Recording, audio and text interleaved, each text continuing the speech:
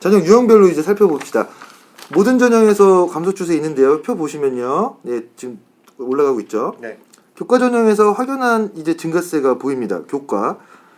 21학년도 입시 결과 바로 전 시간에 말씀드렸던 것처럼 이게 비수도권 대학에서 수시 모집의 모집 인원을 많이 증원한 결과라고 이제 볼 수 있는데 학종을 늘릴 수가 없잖아요. 없어요. 모집이 안 되거든요. 네. 학종 애들이 자신감 있는 학생들 가지고 수도권으로 지원한단 말이죠. 그래서 이제 이러한 것들이 반영돼서 교과가 증가했다.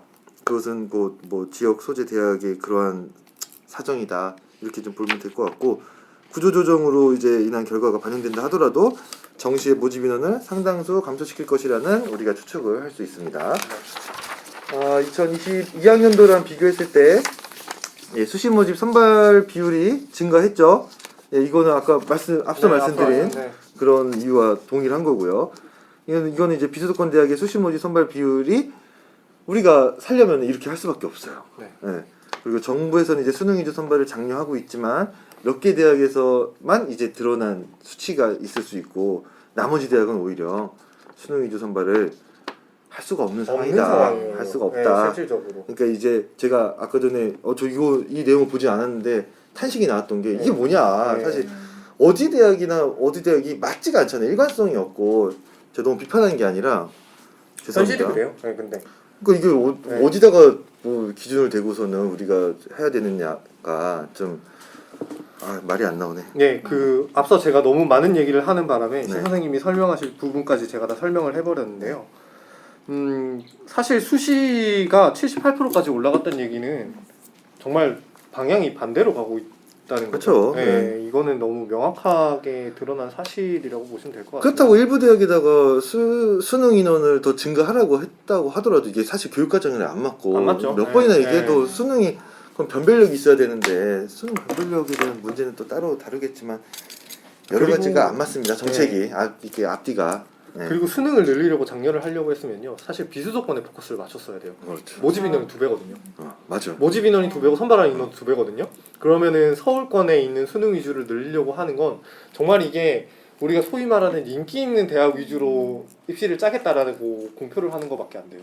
그러니까 이게 교육이나 대입 정책이 약간 이게 장기적인 철학이 있어야 되는데 어디서 뭐라 그러면은 공정성이다라고 해가지고 뭐 이게 수시가 공정하다 또 거기 포커스는 학종이겠죠. 학종이겠죠. 네, 거기를 그러면은 줄여야 된다. 이 공정성을 보완할 생각은 안 하고 모집 인원을 줄여야 된다. 수능이 가장 공정하다. 이러한 여러 가지 의견을 듣다 보니까 정책이 혼란스러운 거예요. 그러니까 결국 몇 개 대학한테만 또 이걸 강요하고 이걸 또 재정지원 사회에 반영하고 그러면은 사실 드러난 지표를 봤을 때는 아니 수능이 그래도 늘어난 건 아니잖아요. 전체적으로 줄어들었잖아요. 줄어들었어요. 이게 무슨 정책인지 저는 그죠. 뭐 그렇게 홍보를 하지만 아무튼 그렇습니다. 2023학년도 같은 경우에 사실 저희가 이번에 뭐 설명을 좀 더 드리겠지만 지방대 육성법이 개정이 됐습니다. 최근 이제 입법 예고를 하고 의견을 받고 있는데요. 자세한 사항 같은 경우에는 교육부 홈페이지를 참고하시면 될 것 같은데 제가 그래도 간략하게 설명을 드리고 어떤 게 특징적이냐라고 말씀을 드릴게요. 찾기 어려우니까. 네. 일단 첫 번째 2028학년도부터 부모 본인 거주 조건이 추가가 됩니다.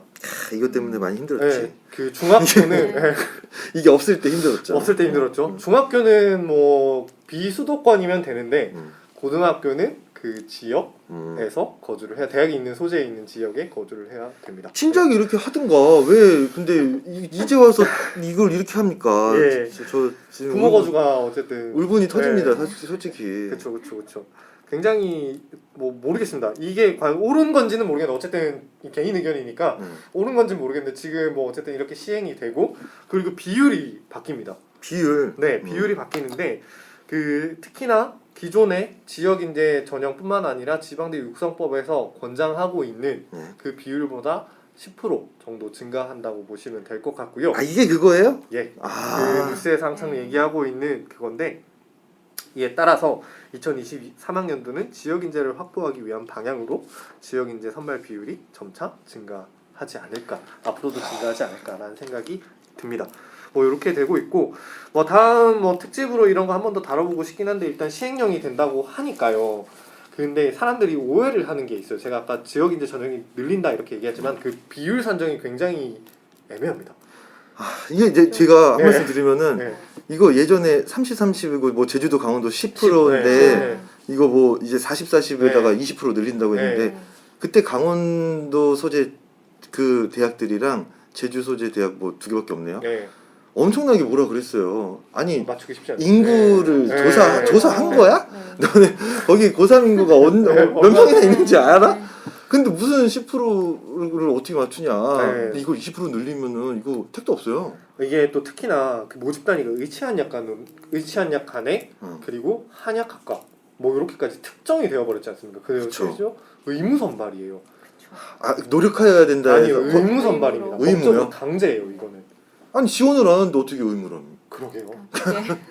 아니 지원을 할 인구가 없는데 고3 인구가 없는데. 예, 뭐 이거 입법 여부가 어떻게 될지 모르겠는데 뭐 나름 조사를 하셨겠죠. 조사를 하셨는데 제가 생각하기에는 간호학과 정도는 지역에 있는 어쨌든 학생들로 많은 수를 채울 수 있을 것 같은데 그 우리 소위 말하는 수도권과 비수도권의 가장 경계에 있는 충청권에 있는 지역들은 과연 몇 프로나 의대에서 그 지역 인재를 선발할 수 있을까요? 이게 지역 균형 발전의 일환이라는 거는 이해가 되는데 됩니다. 네. 이 방법상 이게 좀 맞지 않는 게 병상수가 없어요. 그럴 수도 있죠. 네? 네? 병상수 대비 그 취업이 될 수 있는지를 봐야 되는데 이 대학만 입학하면 뭡니까? 거기 소재 지역에 남아가지고 의료 인력으로 이제 남아있으라는 얘긴데 병상수가 없는데 어디 남아있습니까? 쉽지 않겠죠. 그러니까요. 그리고 뭐 제가 직접 대학을 조금 언급하면 강원권에 있는 원주에 있는 연세대학교 있지 않습니까? 네. 연세대학교 의대치대에 다 있지 않습니까? 네.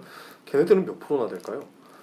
걔네들 다 서울에서 가지 않을까요? 그럼요. 근데 제가 이거 수치만 말씀드리면 작년에 지역 인재 16명 뽑았거든요. 네. 근데 등록 4명밖에 안 했어요. 자, 그러니까 뭐 이전 그 지역 인재로 한 나머지 다 이거 왜 이거 비수도권. 하기 전에 그럼 교육부에 이 사실을 알려줬어야지. 뭐 저희랑 상관이 아닌 것 같습니다. 제가 이건 잘 모릅니다. 아무튼 어쨌든 자료를 준비하다 보니까 그런 게 있더라고요. 나머지 지역은 40% 어떻게 합니까? 그 궁금하네요. 저도. 안 하면 뭐 페널티 있어요? 페널티는 없대요. 못 하는 거니까. 네. 못 하는 그게 거니까. 진짜 웃긴데 법적으로 강제가 되어 있는 건데 페널티는 없다고 하면 누가 지킬까요?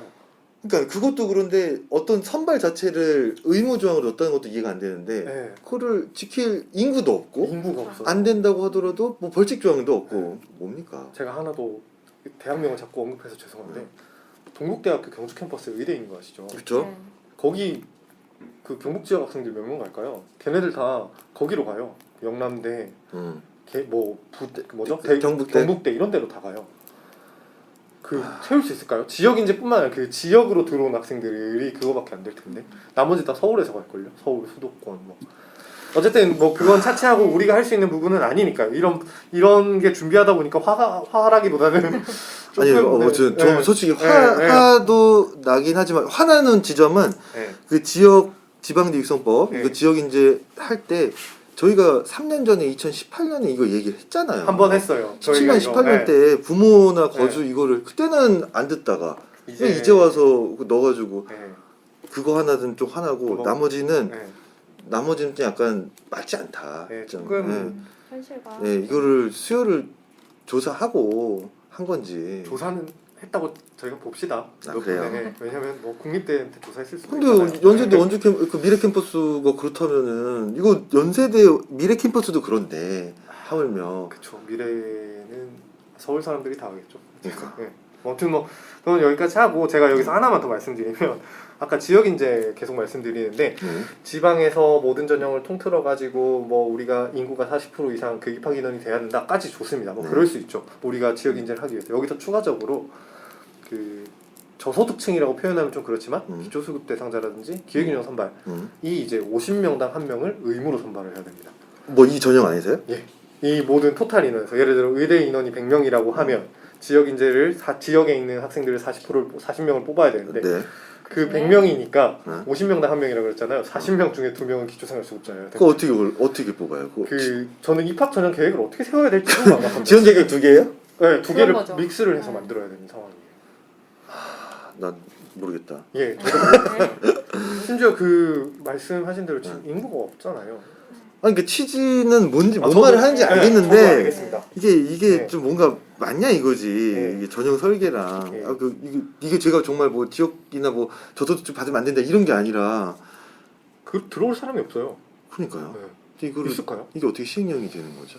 뭐 어쨌든 입법령은 받고 있고 뭐 이제 뭐 크게 의견이 없으면 9월 1일자에 아마 네. 확정 공표가 될 것 같습니다. 음. 그렇게 되면은 이제 시행이 되는데 자 정리해서 너무 썰이 길었으니까 네. 정리해서 말씀드리면 특정 비율을 선발을 해야 된다라는 건 23학년도부터 적용이 됩니다. 네. 그리고 거주 조건이 들어가는 건 2028학년도부터 된다라는 네. 게 지방대 육성법의 골자라고 보시면 될 것 같습니다. 알겠습니다. 너무 길었습니다. 이 정도로 해도 될 것 같고요. 예, 더 궁금한 사항 있으면은 저희 홈페이지나 대입전략 자료실을 참고해 주시기 바랍니다. 예, 네. 다음 시간에 뵙죠. 네, 감사합니다. 감사합니다. 감사합니다. 네.